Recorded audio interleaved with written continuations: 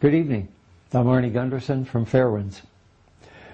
We've been getting a lot of emails at Fairwinds on many topics, but one topic's generated an awful lot of questions and concerns and some really thoughtful remarks, and that's what happened at Unit 3. Why did that explode the way it did compared to Unit 1 and all the other reactors on site? So today I want to use the opportunity to talk about what we know for sure about Unit 3 and a couple theories about what could have caused the devastation we see at Unit 3. Well, to begin with, the Unit 3 explosion is much more dramatic than the Unit 1 explosion. Now, engineers have a term called detonation, and they have a separate term called deflagration. What that means is they're both explosions in lay terms, but a deflagration is when the shock wave, travels at the speed of sound. A detonation is when the shock wave travels faster than the speed of sound. And a detonation is much more damaging than a deflagration.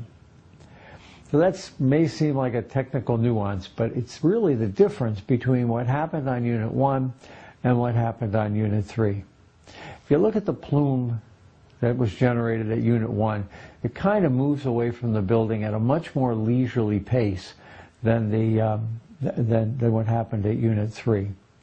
And I'd like to go into a couple of things we know for sure about Unit 3 and then postulate the reason why I believe it happened. Well, first off, it's obviously a much more massive explosion than Unit 1. The second thing is that there's a large amount of energy that goes straight up. And we would call that a vector. There's an upward vector on Unit 3 that Unit 1 doesn't have. And that's an important clue here we'll get to in a minute. The next thing is that it's clear in Unit 3 that there's an explosion. If you look at the south side of the building, that's the right side of the building, there's a bright yellow flash before the black smoke begins to go upward. That's another important clue we'll get to in a minute. Well, the other thing is that fuel rods were discovered, pieces of nuclear fuel rods were discovered as far away as 2 miles from the plant.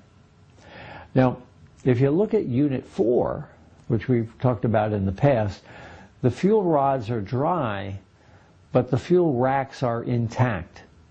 So it's really unlikely that nuclear fuel rods could be thrown from the Unit 4 pool a couple miles away, which leads us to the fact that the fuel that's been found off-site had to come from Unit 3.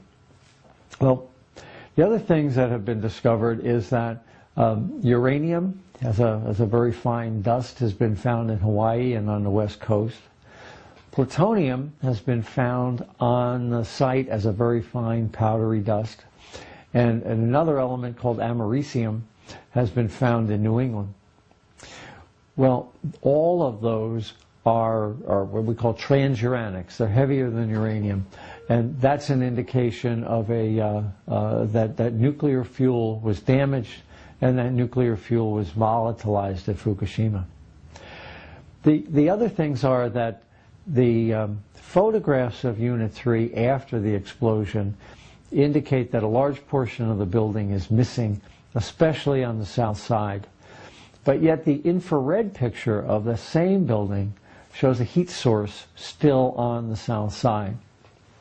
Well, last but not least is that we're sure the data indicates that the containment itself and the reactor itself on Unit 3 remain intact.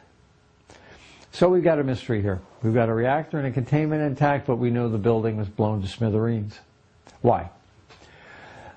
I believe that the fuel pool, which is a large 50 by 50 by 50 feet deep container, was empty.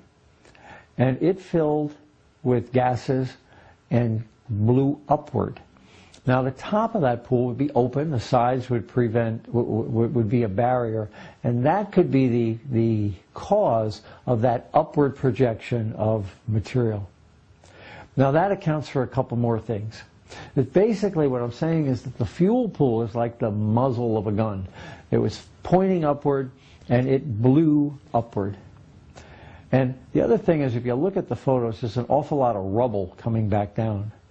Now that's fuel racks, fuel rods, and pieces of uranium and plutonium. So that accounts for the fact that uranium and plutonium were found as far away as a couple miles off site. The other thing it shows is that the blackness of that cloud indicates that uranium and plutonium were volatilized. In other words, they were turned into a really fine aerosol, which can find its way across the Pacific, in Hawaii and on the West Coast, and now here in New England as well. So here's the question. What caused that upward force? Well, if it were just hydrogen, a hydrogen-oxygen reaction would create water. And when that happens, the sound wave travels at the speed of sound, and it's a deflagration. That's what happened in Unit 1. It's dramatic, but it's not explosive. What caused the explosion in Unit 3? Clearly there was an explosion for two reasons. One is the magnitude of the plume moving upward, and the other reason is the red flash on the side of a building. A deflagration doesn't give a red flash like that. A detonation does. So the question is, what caused the detonation? A hydrogen-oxygen reaction alone won't do it. There has to be something more here. And the jury is still out on why. But a plausible reason is that a hydrogen reaction started, which then caused a shock wave to move and distort the nuclear fuel in the pool. The distortion of the nuclear fuel in the pool creates a prompt nuclear reaction, which then blows the rubble out of the pool up in the plume and creates the energy needed to create the dramatic event that we've seen at Fukushima Unit 3. There is a way to test this hypothesis, and the way to test it is to look at the types of isotopes that are in that smoke. Now, we know the military had planes up, and we can also assume that there were laboratories counting the material. And there's two xenon isotopes, and depending on their ratio, we can determine if it was a prompt criticality or not in that fuel pool. So the evidence is there, but we're not getting it yet. But I would assume that our government has it. Well, thank you very much, and as more information becomes available, I'll keep you informed.